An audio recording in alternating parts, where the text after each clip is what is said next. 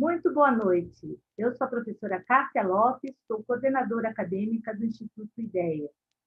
Nós, do Instituto IDEA, damos as boas-vindas a todos e a todas e agradecemos a audiência de cada um de vocês que está nos prestigiando na live dessa noite, através do nosso canal do YouTube.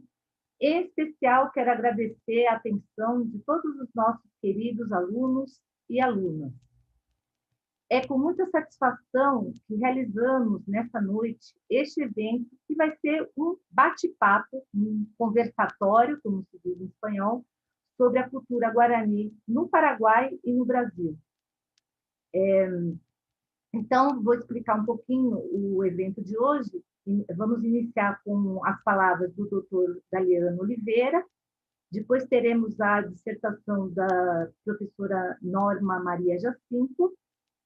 Seguidamente, vamos chamar os professores Ricardo Estigarribia e o professor Francelino Alves para realizar esse bate-papo com considerações e perguntas sobre o tema da cultura e linguagem guarani.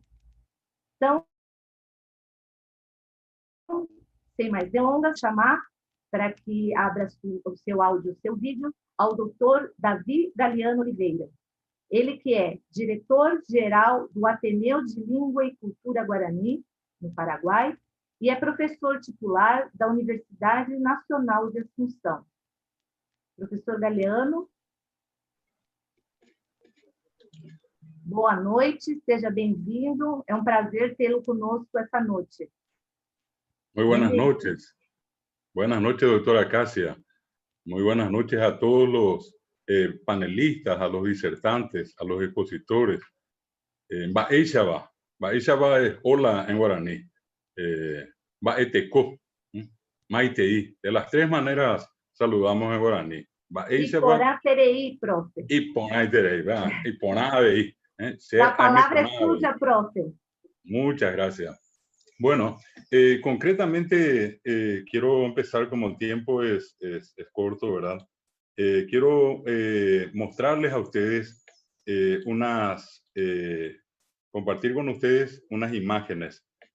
Un segundito y procedo entonces acá en pantalla compartida a mostrarles lo siguiente.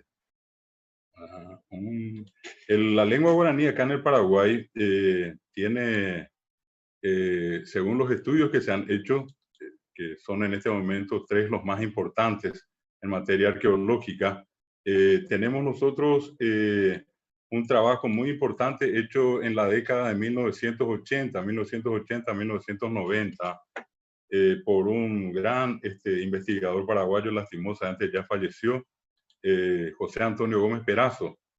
Esto que van a ver, no sé si ya en un ratito van a poder ver esta imagen, es lo que corresponde a un trabajo hecho en una ciudad en el Paraguay, en la región oriental. El Paraguay tiene 2 partes, hacia el lado de Brasil, la región oriental, y al lado de Bolivia, la región occidental. Y en la región oriental, de Asunción, de la capital de Paraguay, a aproximadamente 100 kilómetros, está una ciudad que se llama Caballero. Hasta allí llegó José Perazo con la ayuda de la doctora Luciana Pallestrini, investigadora docente también en el Brasil, y una destacada geóloga y también arqueóloga paraguaya, la doctora Ana María Castillo, haciendo una investigación en la zona de este pueblo de Caballero, donde se descubrieron estas urnas funerarias. Estas urnas que son como una especie de cántaros en la que se entierran a los indígenas cuando mueren, hasta hoy. Esta no es una cuestión antigua, es de ahora, hasta hoy. Esta tradición permanece. Y estos son algunos de los restos que se encontraron allí. Ustedes pueden ver algún cráneo, algunos huesos largos. En fin, se hizo la investigación usando la técnica del carbono 14. ¿Y qué es lo que se encontró como resultado? Que los fósiles más recientemente enterrados tienen 990 años, o sea, 1000 años, ¿verdad? Y los más antiguos en este lugar, a más o menos 4 metros de profundidad, 3620 años, 3600. Nosotros hablamos del descubrimiento de América, 500 años. En Paraguay el tiempo es menor. Asunción, la capital, cumplió 483 años. Pues si tomamos 500 le restamos a 3.600, son 3.120 años de historia precolombina en Paraguay, donde la gente ya vivió acá, se alimentaba, se vestía, hacía artesanías, y cuando moría alguien, se le enterraba en la urna. Esto tiene el nombre en guaraní, yapepó, yapepó. Quiere decir olla, más o menos olla, ¿verdad? Una especie de cántaro. Se mete al fallecido, al morir, se comprime el cuerpo, se comprime, y luego se introduce el cuerpo pie abajo, cabeza arriba, y se entierra, ¿verdad? Esto se encontró en la zona vuelvo a repetir, de Caballero, en Paraguarí, y también tenemos otro caso que les voy a mostrar acá, uno más, en la zona de Itaipú, frontera con Brasil. Al construirse la represa, se encontraron estas una de las urnas que están en el Museo de la Tierra Guaraní, ahí cerca de Ciudad del Este, en Hernandarias. Es de la Itaipú, Paraguay, Brasil, Itaipú. Y allí, cuando se iba a construir la represa de Itaipú, se hicieron las excavaciones, y a medida que se fueron excavando se encontraron las urnas. Usando también la técnica del carbono 14, se descubrió que estos restos humanos fósiles tienen entre 8.000 y 10.000 años de antigüedad, mucho más que lo de Caballero. Y un dato más, esto corresponde a arte rupestre en la zona de Amambay, frontera con Brasil también, Pedro Juan Caballero, un poco más al sur, Pedro Juan Punta Poná. Pero abajo de Pedro Juan está el sitio sagrado de los guaraní llamado Paíta Huitená.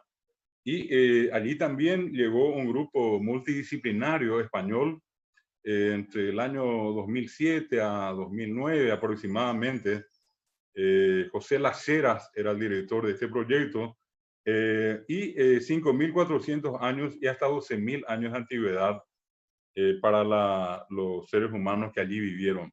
Son 3 datos iniciales que quiero mencionar para que podamos nosotros tener una referencia a lo primero, que es la cultura.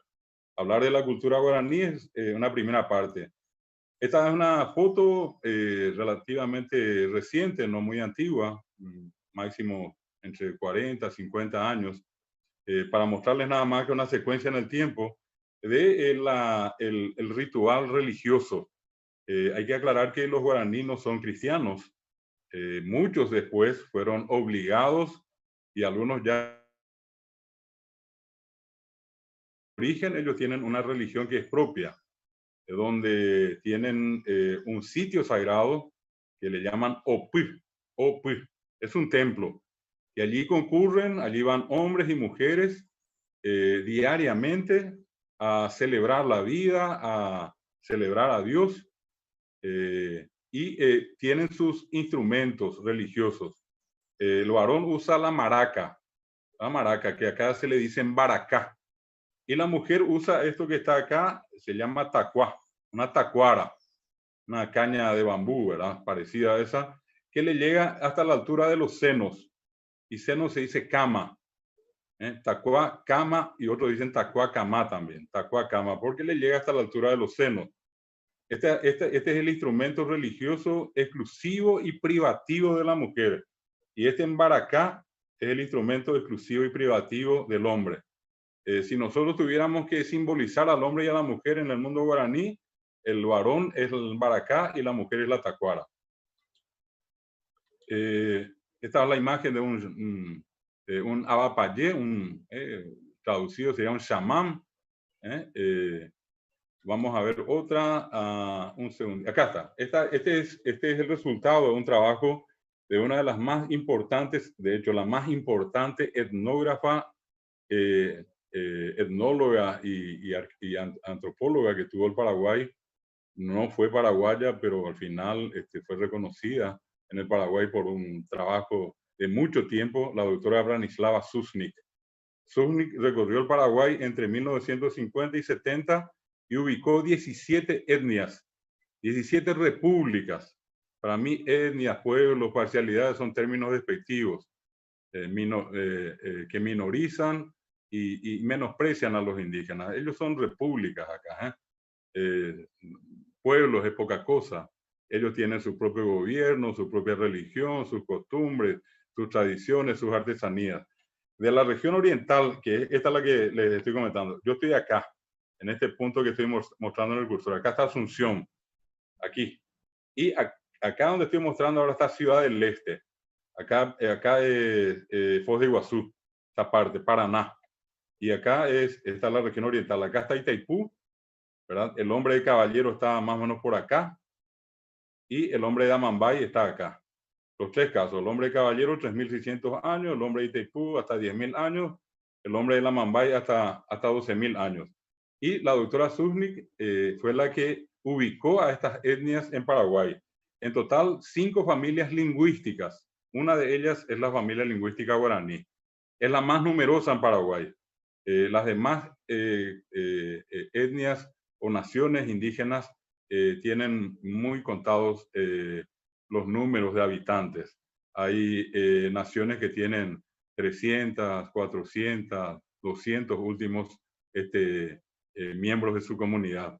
Están en un proceso terrible. No hay una atención.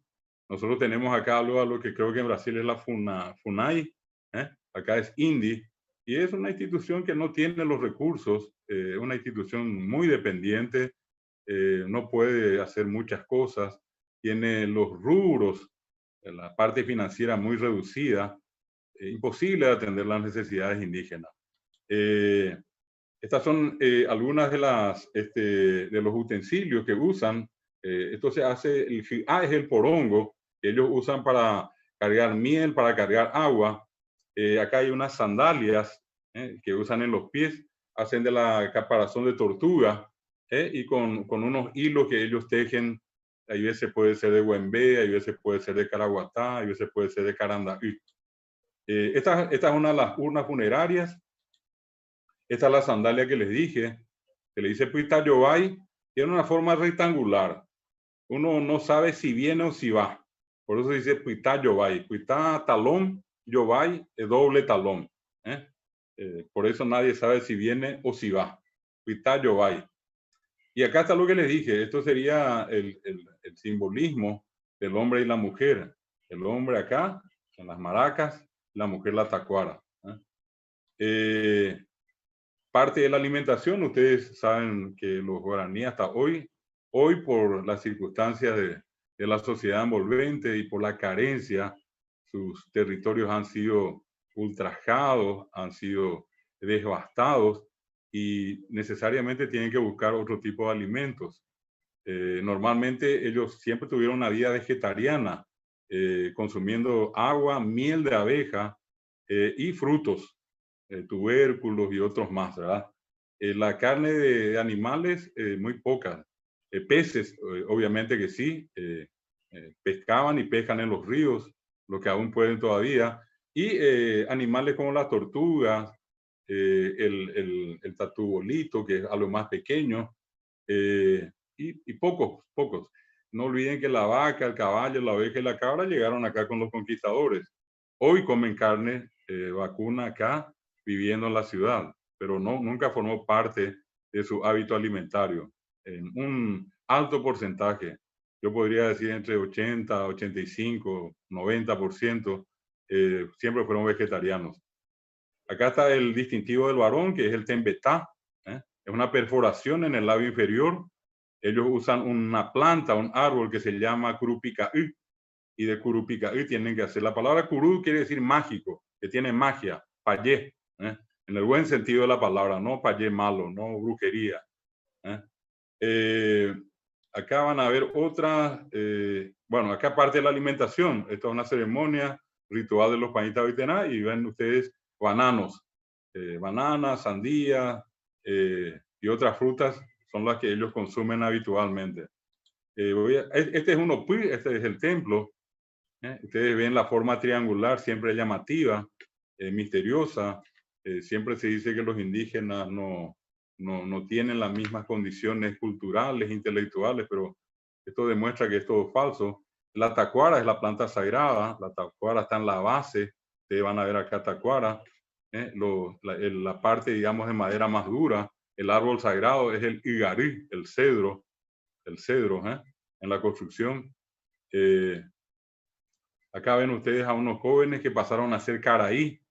Caraí significa tener derechos cívicos. El niño, hay veces de 6, 7, 12, 13 años, se convierte en caraí cuando se le perfora el labio y se le pone el tembetá. Y a la mujer se le pone el nambishaí, ¿verdad? Y pasa a ser cuñá caraí. Cuñá mujer, caraí con derechos.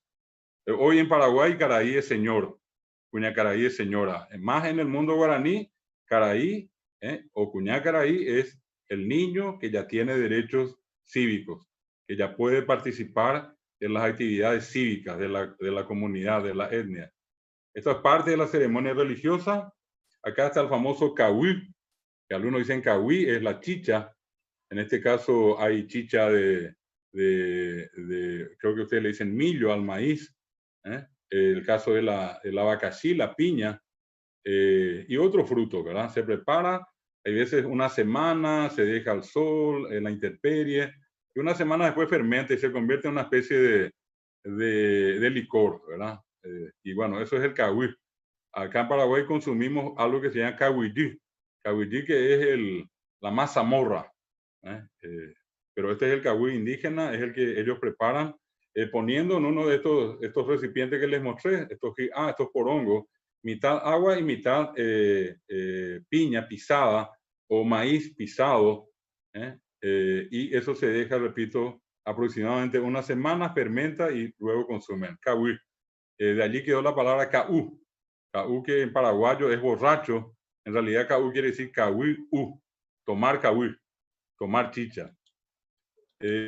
Voy a pasar algunas imágenes porque el tiempo es corto. Acá se ve el opí. Esta es una ceremonia a la que se introducen los niños para pasar a ser caraí. Y esto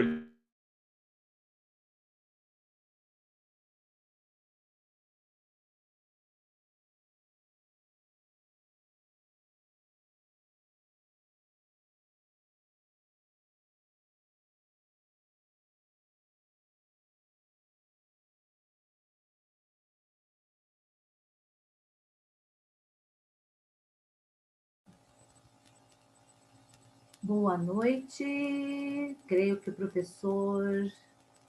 professor Galeano, perdemos a conexão com o professor Galeano. Então, vamos esperar voltar. Eu acho que a gente pode passar para chamar a professora Norma Maria Jacinto para fazer a exposição dela, e o professor Galeano, quando voltar, ¿Me escuchan? a gente pode fazer as perguntas para ele. Alô, doutor? Sim. ¿Puedo terminar esta parte? Sí, doutor, sí. Habíamos perdido a conexão. Bueno, ahí va. Mas 3 minutitos, profe, por favor. Bueno. Voy a volver un poco acá a la imagen, me perdí acá. Este es el niño que usa el tembetá. Es como una especie de palillo, como un escarbadiente. Este es el opí otra vez. Este es el caso. Y bueno, acá les voy a mostrar los últimos datos. Pueblos indígenas del Paraguay. En total, en este momento, acá está, 117.150 personas indígenas hay en Paraguay. 493 comunidades y 218 aldeas o barrios. Pueblos indígenas en Paraguay. Esto es parte de un estudio hecho en el año 2012. Esto probablemente pueda ser 120.000, 115.000. De 8 millones de habitantes que somos en Paraguay. Esta es la cantidad de personas indígenas que hay en Paraguay. Equivale al 1,3%. Y el último dato que les voy a mostrar es este que está acá. Un segundito y paso a mostrarles esta última imagen. Un segundito, por favor, porque tengo que... acá voy a ver si puedo compartir esta última imagen para terminar. Este censo, si me pueden decir si ya ven esto. Sí, profe. Bueno. Este es el resultado de una encuesta que ahora se publicó en este mes de junio, mayo-junio. Idiomas hablados con mayor frecuencia en los hogares paraguayos. Población de 5 y más años. Encuesta permanente de hogares 2019, fuente Dirección General de Estadísticas, Encuestas y Censos. Solamente guaraní, 38,5% del Paraguay. Casi un 40%. 8 por 5, 40. Si ustedes toman el dato de 8 millones de habitantes, y 8 por 4, 32, 3.200.000 paraguayos solamente monolingües guaraní. Luego hay un 30% bilingües, guaraní y castellano, y gente que primero habló guaraní y después aprendió castellano. Acá hay un alto porcentaje de gente que primero habló guaraní, su lengua materna es el guaraní. Solamente castellano, 28%, y hablantes de otros idiomas, 2,1% en Paraguay. En este momento, el guaraní se enseña en las escuelas, colegios y universidades en Paraguay. Universidades públicas y privadas y las escuelas y colegios. No es todavía el nivel deseado, pero estamos pasando por un proceso. Empezó la enseñanza del guaraní luego de muchos años de represión, de prohibición, de negación. Y hoy vivimos un tiempo nuevo. El guaraní es idioma oficial del Paraguay en la Constitución Nacional de 1992, que está vigente, y hoy es idioma también del Parlasur, del Parlamento del Mercosur. Hoy está presente en Internet, hay Wikipedia en guaraní, hay el navegador Mozilla traducido al guaraní también. Solamente son algunos datos y en todo caso después, si es que hay oportunidad, voy a completar más. Muchas gracias a todos. Muchas gracias a usted, doutor, por sua apresentação, pelas suas palavras, por trazer para a gente tantas curiosidades da cultura, dados. Então, a gente vai ter oportunidade de, mais para frente, poder fazer algumas perguntas para o senhor a respeito disso. Então, agora eu chamo a doutora Norma Maria Jacinto, ela que é coordenadora acadêmica, coordenadora do curso de Letras pela FIX, Faculdades Integradas Campo Grandense, e é coordenadora de projetos PIBID e residência pedagógica pela CAPES. Professora Norma, a palavra é sua, pode dissertar sobre o tema, então, da cultura, linguagem guarani no Brasil, durante 15 minutos. Obrigada. Ok. Uma boa noite, buenas noites, Nhané Patiju. Iniciar minha fala agradecendo ao Instituto Ideia, na pessoa do Dr. Ricardo de Bones. É um prazer rever o doutor Francelino, o doutor Ricardo, e um prazer também muito grande conhecer o doutor David Galeano. Iniciou a minha fala falando um pouquinho da linguagem, da própria língua, né?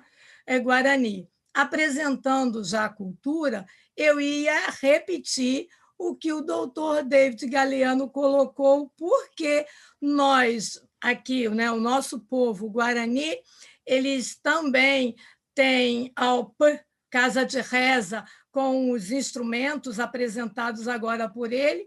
Eu ia trazer também a cesta, que é um grande diferencial na cultura guarani, confeccionada pelas mulheres, mas devido às indagações de nossos alunos em relação à língua guarani, e tanto alunos da graduação como professores do curso superior de outras áreas têm essa dificuldade de entender se é tupi-guarani, Guarani, como é que é isso? Então, eu queria iniciar fiscalizando a hora, pode deixar, Cássia, mas gostaria de iniciar falando um pouquinho sobre isso, né? Sobre esse tronco, sobre as famílias linguísticas.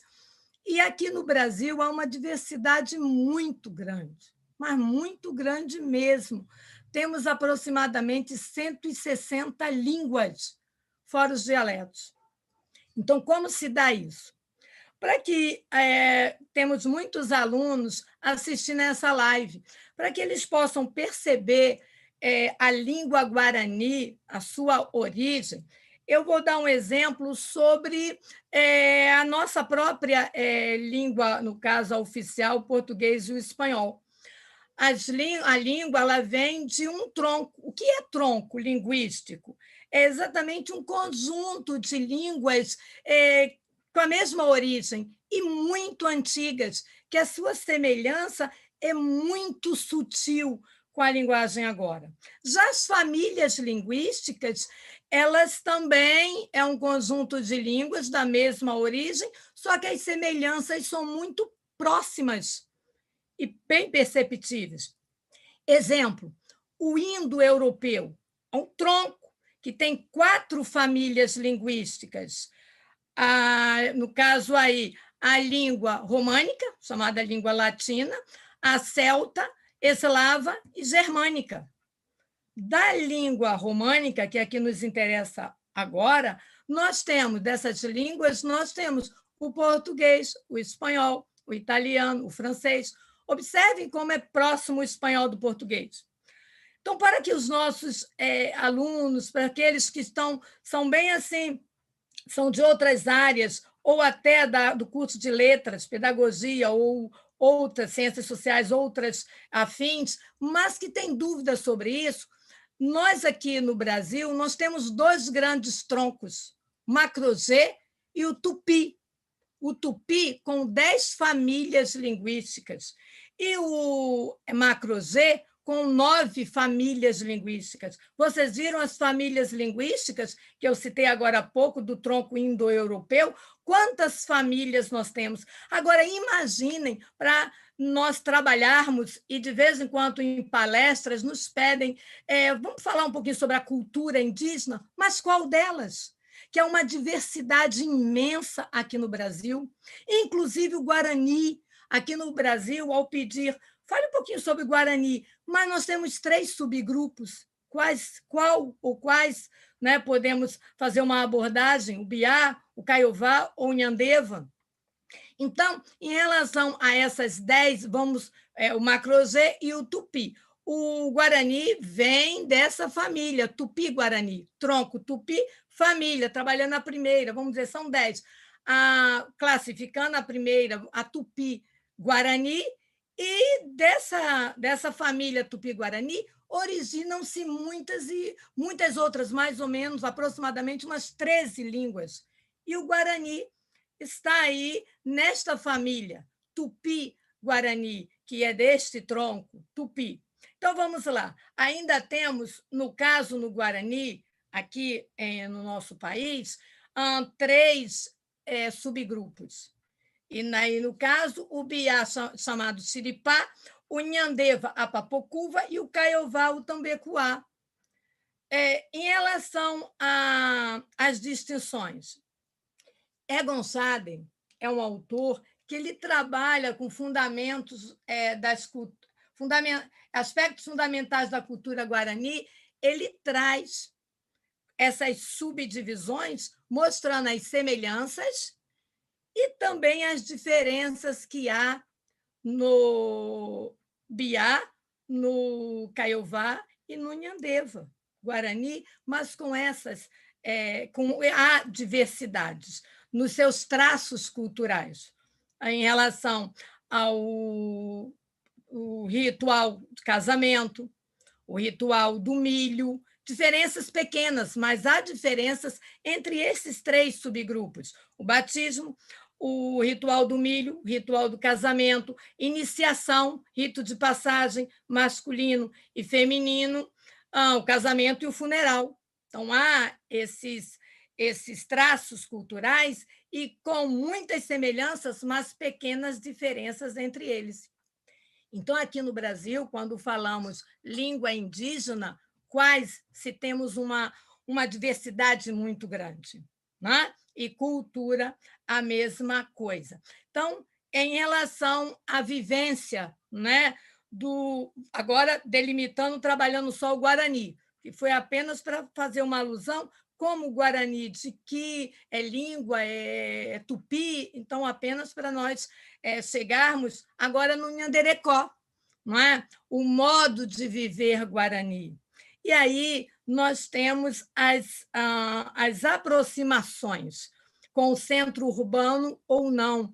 Creio, estive em Assunção, e em outros locais no Paraguai, mas percebo um diferencial muito grande em relação à valoração, realmente, ou valorização deste, melhor dizendo, a valorização da cultura deste povo. Temos aqui muitos antropólogos, né? Posso citar a Ângela Nunes, Maria Bethânia Pereira Gomes, e várias, a doutora Inês Ladeira, vários antropólogos e linguistas que se preocupam com o registro, né, desta língua. Se preocupa com o registro, vamos dizer assim, dessa cultura guarani, procurando de forma etnográfica, etnolinguística, de forma in loco mesmo, a percepção do Nhanderecó. E há muitas, vamos dizer, reuniões entre eles, até para procurar unificar a linguagem, que isso dificulta bastante na produção de material, na produção, aí pensando nas crianças em relação ao desenvolvimento educacional delas. Nós temos aqui as leis, né? Mas antes de falar nas leis, procurar pensar um pouco nesse aprendizado. Nós temos no Brasil, na região sul, Rio Grande do Sul, Santa Catarina, Paraná, no Sudeste, Rio de Janeiro, Espírito Santo, São Paulo, e temos no Mato Grosso do Sul, e temos Centro-Oeste, Mato Grosso do Sul. Locais, estados que têm aldeias que falam Guarani. E ao norte temos Guarani, mas com outra etnia Urubu, com outra etnia, demarcada só o povo Guarani, nesses estados que eu citei agora. Aqui no Rio de Janeiro temos 6 aldeias, 3 grandes aldeias, né? Uma tem a escola indígena e as outras campos de extensão desta escola indígena. Vamos pensar na cultura. Registrar, isso é muito importante, muitíssimo importante, porque é um legado que fica para gerações indígena e não indígena. Então, é uma preocupação que todos nós devemos ter, né, e procuramos ter, tanto penso paraguaio quanto brasileiro, em registrar, né, essas culturas, estas línguas, para que elas não se percam e, futuramente, né, os seus descendentes possam constatar, obter essas informações.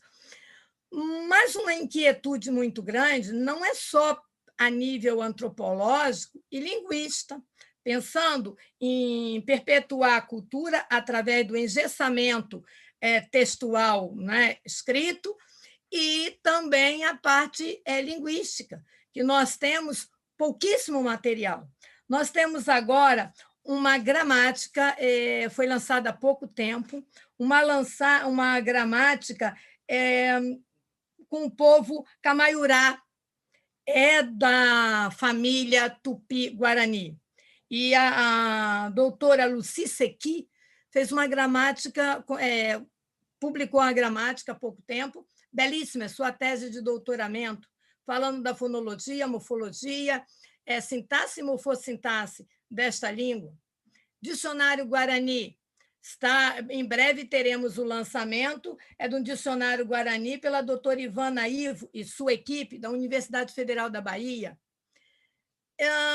São materiais que nos trarão conhecimento, né, sobre tanto do povo Camaiurá como do povo do povo Guarani, esses 3 subgrupos. O dicionário que nós temos aqui, a professora Ceci Fernandes de Assis, ela coloca um dicionário muito bem construído, mas ela diz, é o Guarani do Paraguai. Por que isso? pela diversidade, pela dificuldade de construção, há essa deficiência aqui no Brasil. E desde 2009 que isso me traz inquietude, porque, observem bem, primeira lei, 9.394, de 1996, e essa lei coloca, no caso aí, incluir, né, no currículo escolar a história e a cultura do povo africano, 10.639 em 2003 e a 11.645 de 2008, que vem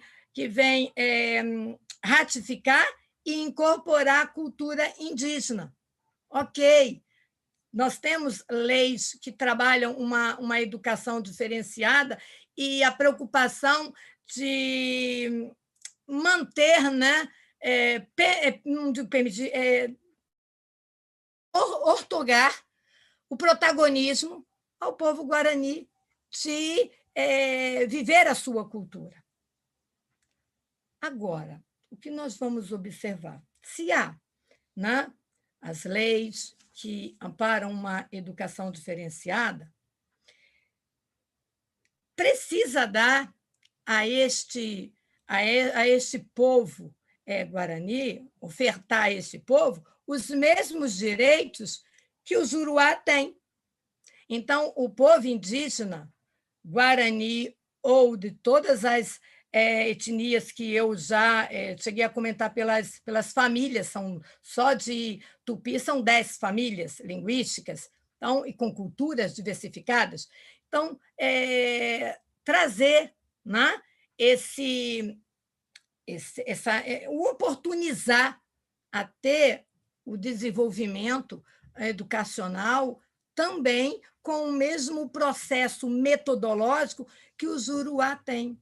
E aí entraria os nossos pedagogos, que estão muito tímidos, estão muito, como eu vou colocar, na sua timidez, está faltando, não vou dizer vontade, porque os investimentos são precários, mas está faltando aquele ânimo, sei lá o quê, para colocar a mão na massa, junto com os antropólogos e os linguistas, e ofertar ao nosso povo ao nosso povo indígena, educação de qualidade que o povo Juruá tem. Porque, em relação ao processo metodológico, há, tanto na sua ludicidade, quanto através dos seus textos, de forma com diversidade de metodologias. E o nosso povo guarani, o nosso povo indígena, né, com as suas várias etnias. Entendo que a dificuldade maior é exatamente por ser tão fragmentado, por ser tão diversificado. Dentro do próprio Biá, nós temos nas 3 grandes aldeias, a Sapucai, Itaxim e Araponga, todas as 3 aldeias Guarani-Biá, a maior tem 580 índios aproximadamente, que é a de Sapucai, fica na Serra da Bocaina. Eles trabalham com professor indígena da Secretaria Estadual de Educação, mas é contratado, né? É filho do cacique, tem um pedagogo que também é filho do cacique, mas a infraestrutura é mínima. Em relação ao seu PPC, a essa construção, eles solicitam a ajuda do Juruá nessa forma de conceitos, né? Como chegamos a trabalhar com eles os conceitos freirianos e na implementação, né, trabalhando no PPC em material, mas há essa deficiência, porque, olhem só, no Biá, Pacová, Pacuá, olha a diferença, banana, mas é Pacová, Pacuá, né? A diferença, a Eveté, obrigada aí aqui, no Sul, se eu não estou enganada, e em outros países, no Paraguai, esqueci agora, né? Agudi, né? obrigado. Então, tudo isso são diferenciais.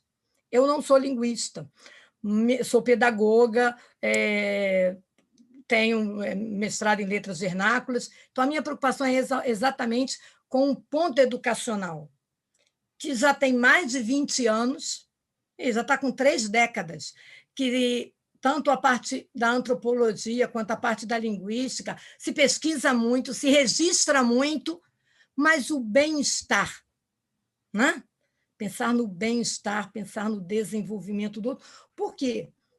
É um receio meu que já está, eu vou terminar meu horário,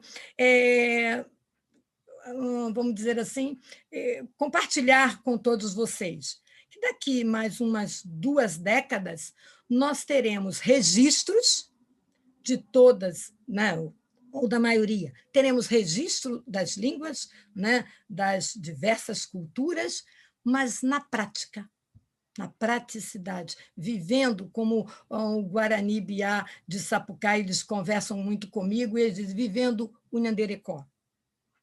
Porque a aldeia de Sapucaí fica lá em cima da Serra da Bocaina. Então, eles, com seus jovens adolescentes, eles praticam todos esses rituais que eu citei agora, do batismo, do milho, rito de passagem masculino, feminino, o casamento, o funeral, mas a aldeia próxima, umas 2 horas, que é a de Taxim, também fica quase na mesma localidade, em Paraty, já não pratica com tanta frequência ou autenticidade. Por quê? Fica perto do centro histórico, muito próximo ao centro histórico. E alguns já sentem toda essa dificuldade porque os adolescentes têm amigos Juruá. E eu encerro a minha fala, que é um parágrafo só, com um texto de Bakhtin, no livro Marxismo e Filosofia da Linguagem. Bakhtin diz o seguinte: a língua é uma atividade, um processo criativo ininterrupto de construção que se materializa sobre a forma de atos. Se nós não dermos oportunidade aos nossos povos indígenas de continuar praticando Guarani, Nhanderecó, como será no futuro? Né? Então, para nós refletirmos agora. Cássio, fiquei certinho, passei 1 minuto só, tá? A palavra é sua. Muito obrigada, professora. Eu peço que continue conectada, parece que perdemos aí peço que continue conectada. Chamo de volta, de novo, o professor Davi Galeano. Professor Davi Galeano, me escuta? Pode abrir áudio e vídeo. E quero chamar para fazer parte desse bate-papo os professores Ricardo Estigarribia e professor Francelino. O doutor Ricardo Estigarribia Velasquez é doutor em Ciências da Educação pela Universidade Politécnica e Artística do Paraguai e tem maestria em Sistemas de Gestão Ambiental pela Universidade também Politécnica e Artística do Paraguai. Quero também chamar o professor Francelino Alves Henriques, que é doutor em Educação pela Universidade do Norte, no Paraguai, mestre em Pedagogia Profissional pelo Instituto Superior Pineda Saldívar de Cuba e é graduado em Educação Física pela UFV de Minas Gerais. Eu quero, antes de começar o bate-papo aqui entre os 4 professores, eu gostaria de lembrá-los que na descrição desse vídeo temos o WhatsApp do Instituto IDEA, para onde vocês podem enviar eventuais perguntas que queiram fazer aos palestrantes, que serão passadas e respondidas ao final dessa live. Então, podem mandar perguntas lá através do nosso WhatsApp, que está na descrição de vídeo. Eu deixo aí a palavra primeiro com o doutor Estigarribia, e logo após com o doutor Francelino, para que vocês descontraídamente conversem sobre o tema. Por favor, doutor Estigarribia, tem a palavra. Obrigado, Cássia. parabéns para a Norma e para David por a excelente exposição. A cultura guaraní é um tema riquíssimo. Só para ver, para mostrar para você. Você da autoria dele. Ele é um sábio que morreu pelo ano 1928 e pesquisou 500 anos de cultura guarani. Eu acho que Norma e David, não sei se você tem, mas é possível conseguir os livros de graça, porque o Ministério da Agricultura ainda imprime esses livros. Está aí. Mas também pode baixar do Google Portal Guarani para ler, pode ler esses livros, que é muito profundo. Não é fácil. Eu queria algumas coisas aí do livro. A Norma falou que estão fazendo um dicionário na Universidade de Bahia. Eu acho que você é professora do Grupo Ideia, a doutora Marta também, e Valentina Canese também é professora de Ideia. A Valentina, ela é doutora em Linguística, formada nos Estados Unidos, e é diretora do Instituto de Lengua, o David sabe disso, onde eles trabalham muito com o idioma guarani. Minha sogra, que era russa, foi uma grande linguista do idioma guarani. Tem um dicionário tupi-guarani espanhol. Então, a gente pode trabalhar nisso com Valentina e só colocar a parte do português. Então, é trilingüe. Entendeu? Aqui, David pode aprofundar isso. Por que a gente agora ensina nos colégios na Universidade Guarani? Antigamente era perseguido no governo, porque se descubrió que a pessoa que fala 2 idiomas diferentes puede pegar otro idioma, 3, 4 y 5 idiomas fácilmente. No sé qué parte del cerebro facilita, ¿cómo se llama eso? O bilingüismo. O bilingüismo es muy importante. Y esto, ahora que con la pandemia no tengo mucho para hacer, leí 1811, 8 de Laurentino Gómez, la historia de João VI de Portugal, doña Carlota Joaquina de Ouro y 10.000 nobles que fueron de Napoleón, del general Nuyes, cuando pegó Portugal. Y ahí él fala que hasta 1820 San Pablo tenía 20.000 habitantes, Río de Janeiro tenía 60.000 en la época y Salvador 40.000. En San Pablo todo el mundo falaba tupi-guaraní y portugués, llaman brasílico, hasta que veio a reforma pombalina y acabó con eso. Mas o brasileiro, así como paraguayo, como hombre, un ser histórico cultural, temos dentro eso. Acá el doctor Galeano sabe que no tem paraguayo y no tem brasileiro que no acreditan en las ervas medicinales. Todo el mundo sabe para qué es bueno para el estómago, para la fiebre, para baixar a presión arterial. ¿Quién no conoce?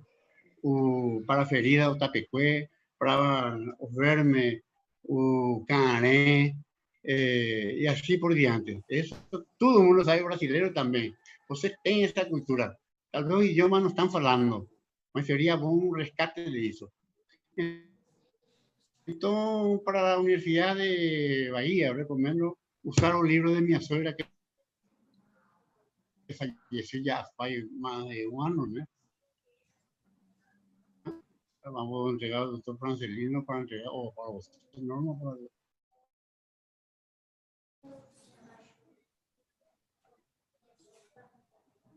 El trabajo de mi sogra,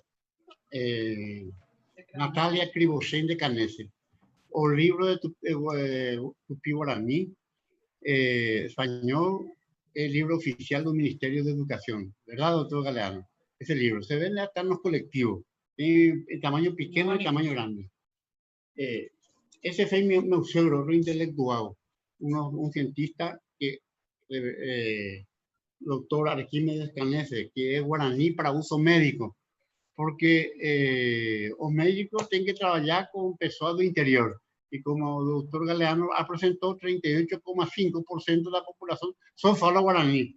Então, você tem que saber como se faz dor de cabeça, acanacim, como se faz dor de estômago, pigueracim, e assim por diante. Tem tudo no nome tupi-guarani. Se tem um idioma científico, é o guarani, porque cada palavra significa toda uma expressão.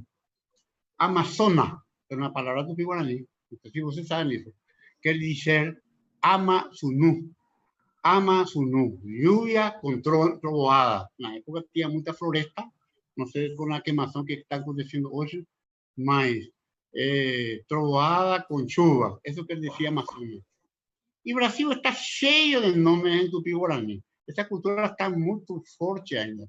Cambuci, que quer dizer cântaro, como é algo que também usa uma coisa parecida, não sei como o professor Galeano falou, que é para urna funerária.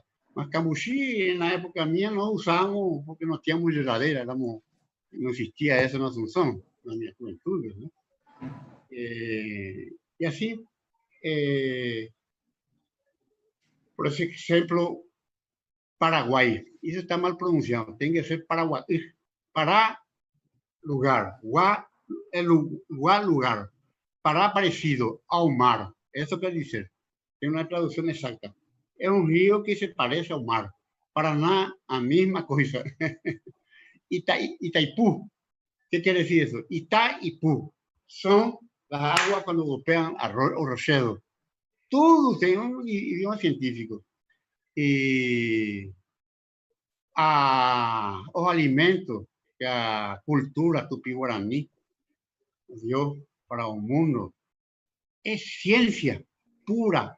A mandioca, que vocês chamam aipim, né? No Rio a gente chama aipim, a mandioca. Nós chamamos aqui também mandioca. Aipim não chamamos. Mas isso, os guaraníes domaram a planta porque crescia no mato. E, bueno, temos 150 variedades de aipim. E o tubérculo cresceu e é parte básica da alimentação. Tem muita coisa para pesquisar no idioma guarani, não quero abundar em coisa. Eu sou paraguaio, falo muito bem guarani. Esse é o meu idioma materno, é o meu idioma do filho da rua, da gente, das crianças. Se eu sei que alguém sabe falar guarani, nunca vou falar espanhol. Guarani, eu gosto mais, é parte da minha cultura, está na sangue da gente. Não sei, Cássia, tá bom? Tá ótimo, professor. Licença mais tarde. Eu quero dar a palavra para o professor Francelino poder fazer suas considerações e perguntas para os expositores. Professor Francelino, a palavra é sua. Muito obrigado mais uma vez pela oportunidade de estar participando de um evento desse naipe. Parabenizo ao doutor Davi e à doutora Norma pela brilhante palestra. E eu sou um apaixonado por essa língua, a língua guarani. Eu gosto de ver as pessoas conversarem sobre isso. Quando eu vim fazer o doutorado há 12 anos atrás, mais de 12 anos atrás, aqui em Assunção, eu não sabia que o Paraguai que existia. O Paraguai era um país bilíngue. E a primeira vez que eu tive contato com a língua, eu falei, gente, que coisa incrível esse negócio. E uma vez, na porta do hotel, tinha duas mocinhas paraguaias, e eu puxei assunto com elas, perguntei para elas, hablas guarani? E ela me respondeu contundente, se eu não hablo guarani, eu não sou paraguaia. Eu falei, que isso, que força, que coisa, mas eu me interessei.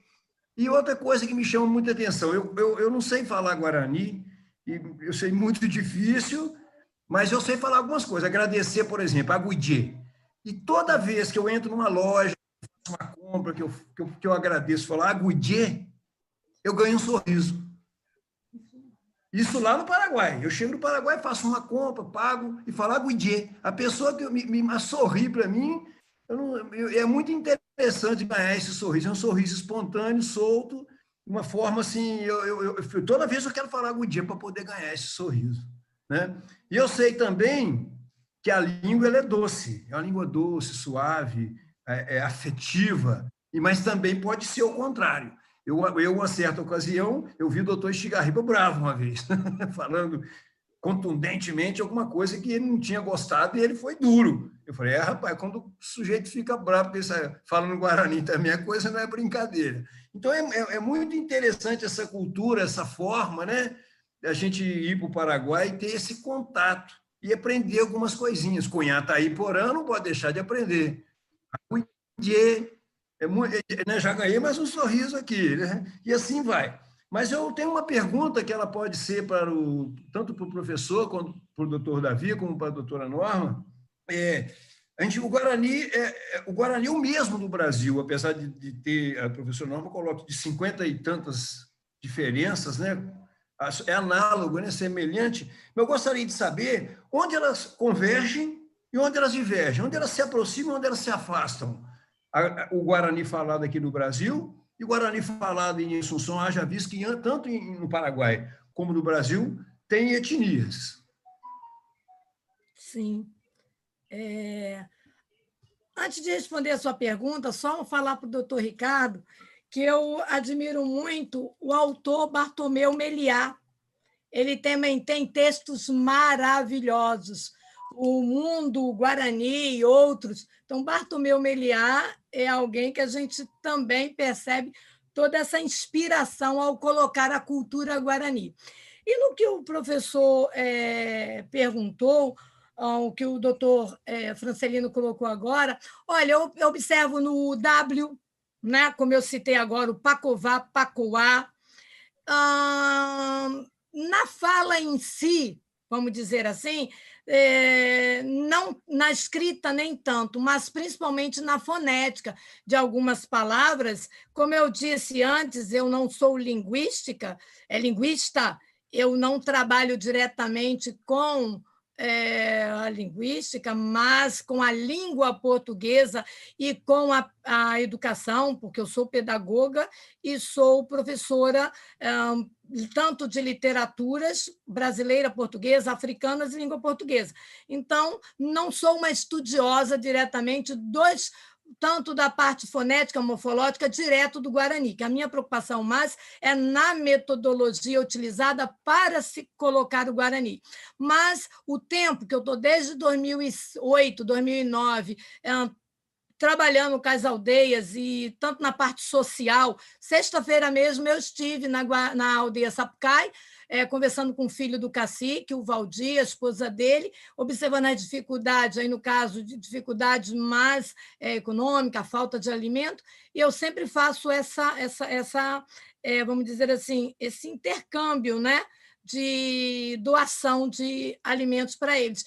E observo e passei a observar na escola que aqui só uma aldeia tem a escola e as outras são campos, né? São salas de extensão.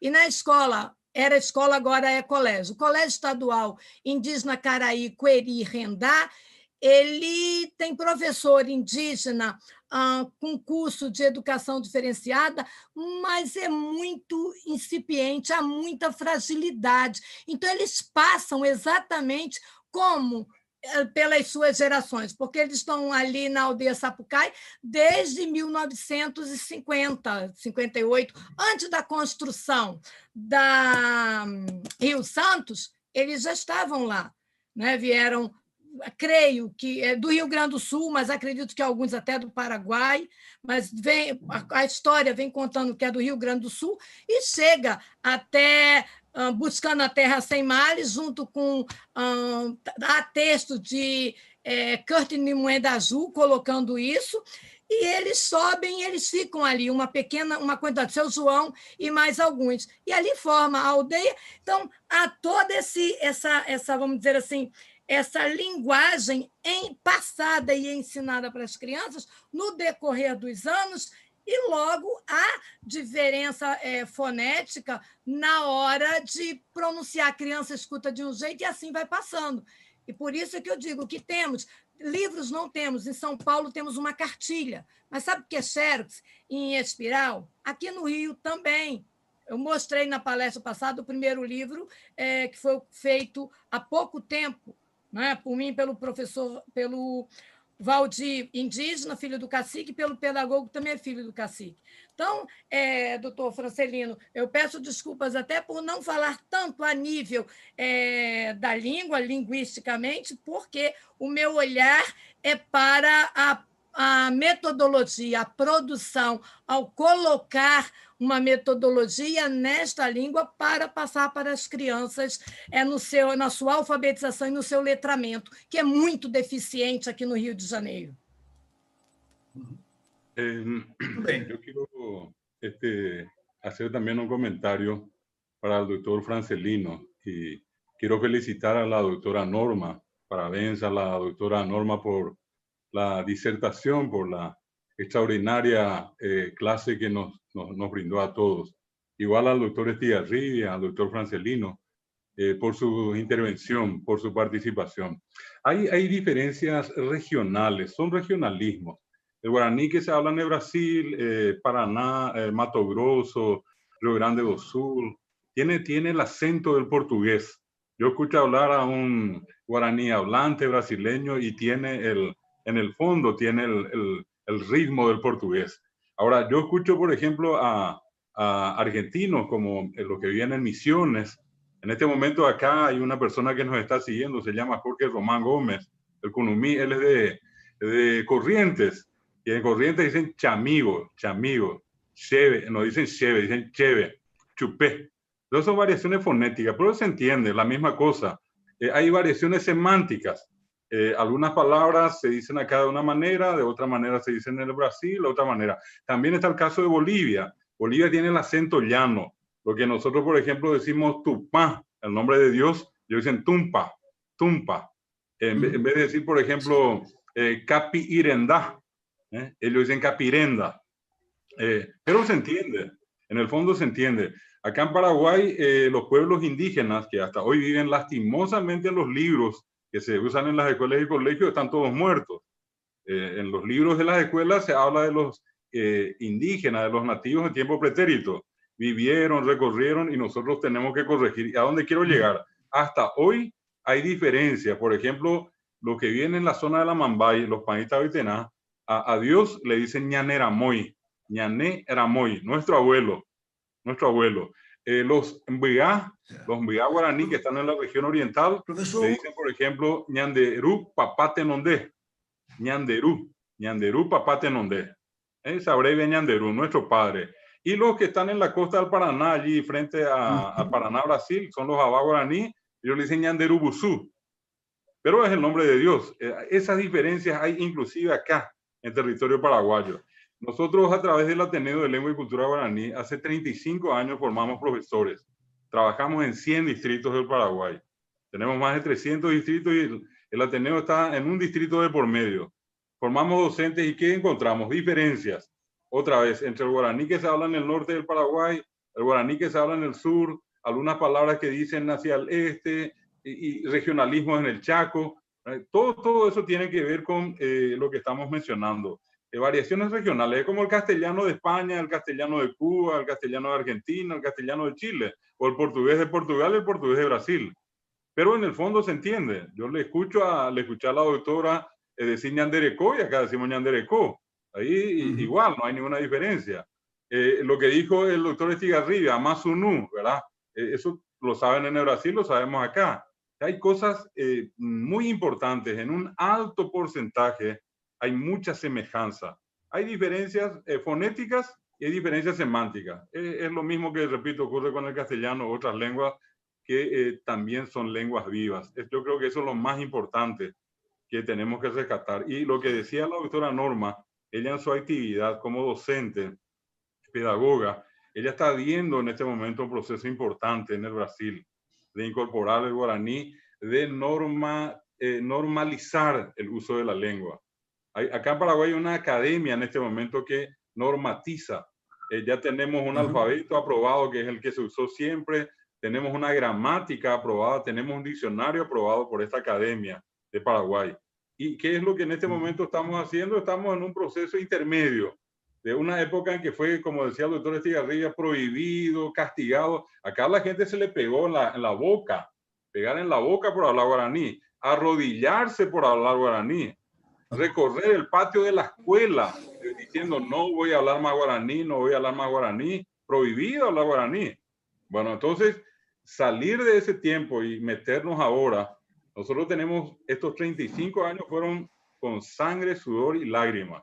Hemos peleado con autoridades del gobierno, con autoridades del Ministerio de Educación y con mucha gente, pero también salimos a hacer una campaña nacional. Descentralizamos la importancia del guaraní y hoy tenemos un guaraní muy bien posesionado, muy bien posesionado. Yo creo que eso vale la pena y cierro con lo que le decía al doctor Francelino, ¿verdad? Esas diferencias son solamente diferencias, en algunos casos fonéticas y en otros casos semánticas.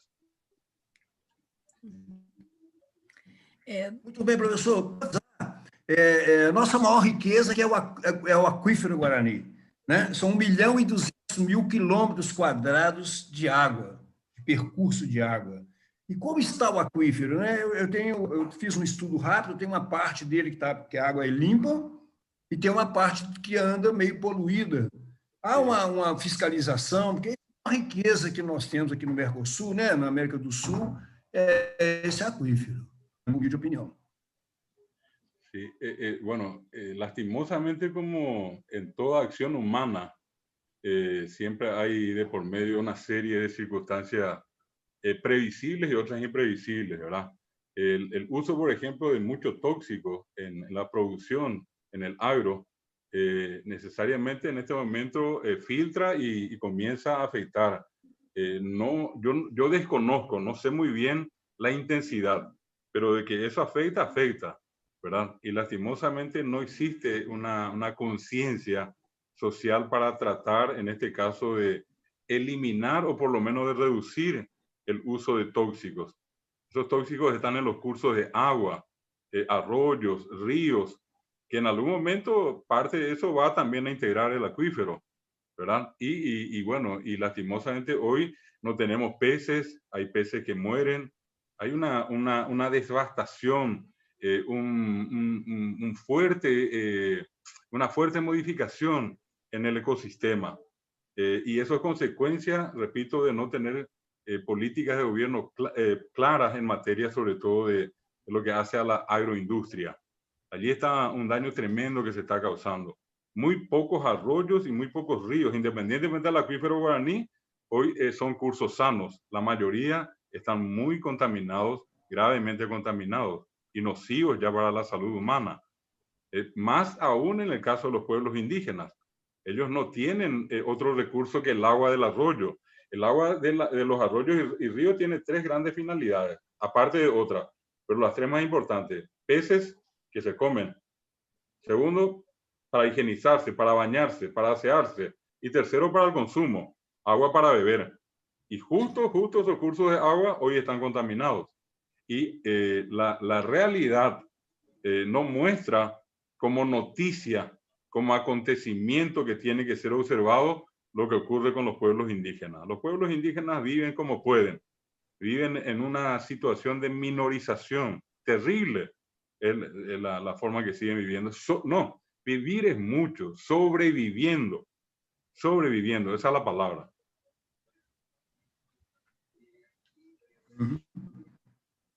Muito obrigado, muitíssimo obrigado, professor. Okay. Obrigada, professor Francelino, pelas suas considerações e perguntas relevantes ao professor. Eu tenho aqui, nós vamos nos encaminhando para o final do nosso evento, mas eu tenho aqui, antes de finalizar, a pergunta do professor Almir, de São Paulo, para o professor Davi Galeano. Professor, ¿usted cree que en un futuro sea posible la creación de una academia de la lengua guaraní que abarque todas las variedades del guaraní? Una clase de academia guaraní panamericana. Sí. Antes que nada, un saludo afectuoso a un gran promotor, un gran profesor de guaraní en el Brasil, que es Almir da Silveira. Saludos al querido amigo Almir. Hace muchos años nos conocemos y trabajamos conjuntamente con el Ateneo de Lengua y Cultura Guaraní. Bueno, Almir sabe y nosotros también estamos trabajando en eso. Entiendo que la doctora Norma también. En fin, todo lo que estamos involucrados en el tema del guaraní. Un sueño que yo creo que se va a hacer realidad. No es una quimera, es algo factible. Se está trabajando en llegar a tener esa especie de academia que pueda reunir a todas las variedades de guaraní que se hablan en esta parte de América. Porque no solamente nos toca a nosotros acá, hay varias otras, sino repúblicas, por lo menos provincias, estados, ciudades, el caso de Cuba, el caso de Venezuela y otros, donde se sigue hablando guaraní. No perdamos de vista Uruguay, que como explicó el doctor Estigarribia, Paraguay es Paraguay, Uruguay es Uruguay. El Uruguay es un caracol de mar. Normalmente el guaraní nombra un lugar por la presencia abundante de un elemento natural. Por ejemplo, los ríos normalmente tienen nombres de peces. Acá hay un río que se llama Acaraí. Acará es un pez que ya fue dibujado por el padre José Sánchez Labrador en 1767 en un libro que se llama Aves y peces del Paraguay. Más abajo hay otro río que se llama Yatitaí. Yatitaí es otra variedad de caracol, agua de los caracoles. El surubí es el nombre de un pez muy conocido acá, agua donde abundan los surubíes, ¿verdad? O podemos encontrar nombres de lugares con plantas. Uno dice Bocayatí, Bocayá, coco, cocotero y tí, el lugar donde abundan. Uno dice Yataití, el Yataí o Yataí es también una variedad parecida al coco, al cocotero. O uno dice usando cuá, dice yaguaretecuá, el lugar donde abundan los yaguaretés, los tigres. O uno dice guasucuá, guazú es el venado, y guazú, donde abundan los venados. Esa es la característica del guaraní. Entonces, lo que finalmente quiero decir, y encierro la idea del amigo Almir, del profesor Almir, es que eso se tiene que concretar. Más temprano o más tarde tenemos que tener una academia común. Hablamos por eso de una región guaranítica. Es capaz que de todo lo que estamos diciendo, nosotros en Paraguay tenemos a mucha gente hablante guaraní. Probablemente el más alto porcentaje de guaraní hablantes, de hecho, está acá en Paraguay. Pero, sin embargo, tenemos que entender que esta es una cuestión. Si hablan por poner el ejemplo, Río de Janeiro, São Paulo, el caso de Florianópolis, allá en la costa del Atlántico, entrando más adentro, lo que le decía acá, Paraná, Mato Grosso, el caso de Misiones, Corrientes, Chaco, Formosa, Paraná, Rosario, Buenos Aires, y una cantidad de guaraní hablantes, Jujuy, Salta, y Bolivia, Tarija, Beni, Pando, Santa Cruz, son regiones guaraní hablantes. Y repito, en Uruguay hay varias ciudades. Tacuarembó es una ciudad que tiene nombre guaraní. Y así como Uruguay, Tacuarembó, hay muchos otros lugares. Hay comunidades indígenas guaraní viviendo en Uruguay. Entonces, no tenemos otro camino. Y probablemente más que el Mercosur, el factor más importante de cohesión, de buen relacionamiento, de amistad, de fraternidad que existe hoy entre Argentina, Brasil, Paraguay, Uruguay, Bolivia, sin duda es el guaraní. Si hoy tuviéramos que buscar un punto de reunión, un punto de cohesión, un punto de encuentro entre países hermanos, ese es el idioma guaraní.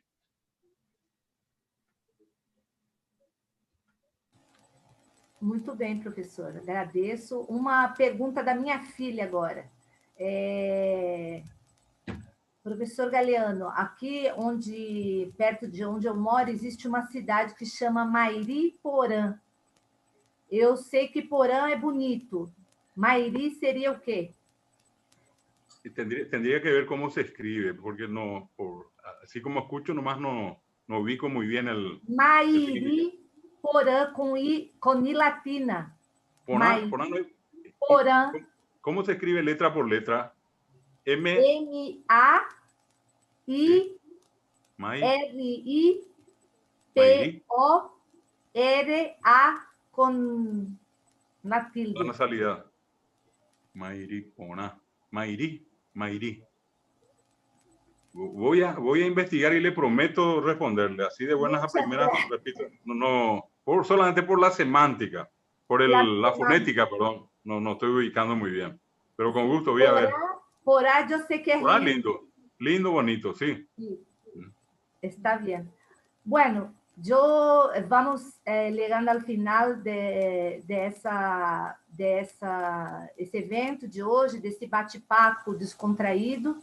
Então, quero, em nome do IDEA, parabenizar a todos os professores que estiveram conosco essa noite, dissertando, batendo esse papo gostoso sobre esse tema tão peculiar, tão curioso, dos nossos povos, né, ancestrais, que nos antecederam aqui na América.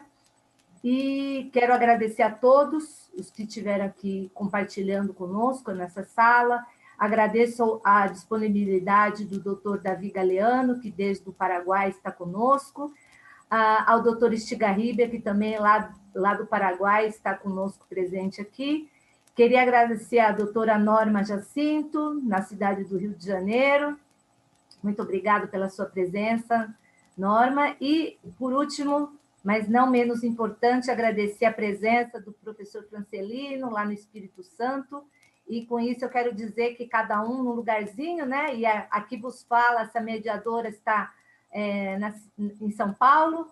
Então, parabenizar a todos os presentes e agradecer a ideia dessa oportunidade de a gente estar cada um num lugar, né?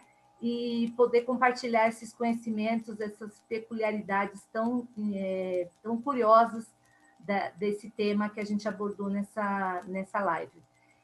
Por último, eu quero agradecer a audiência de todos os que nos acompanharam pelo nosso canal do YouTube, a todos que estiveram conosco. Você que está ainda conosco, não esqueça de curtir essa live, de ativar o sininho de notificação, para que você possa ser avisado de outros conteúdos que o IDEA venha a veicular por esse meio no seu canal do YouTube. E não esqueça, faça mestrado e doutorado conosco, com o Instituto IDEA, e conquiste o seu crescimento profissional. Agora, nessa semana, temos a Black Friday, também a promoção da Black Friday no Instituto IDEA.